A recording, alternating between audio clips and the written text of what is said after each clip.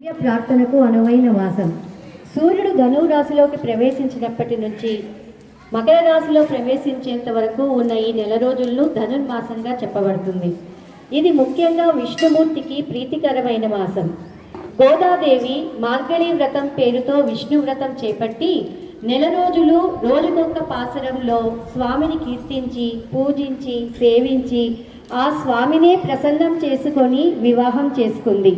అందుకే ధనుర్మాసం చివరి రోజు గోదా కళ్యాణం చేసి స్వామివారి ఆశీస్సులు కోరుకుంటారు.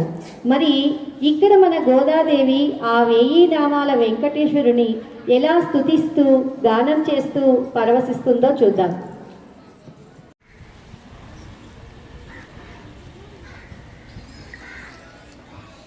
వెంకటే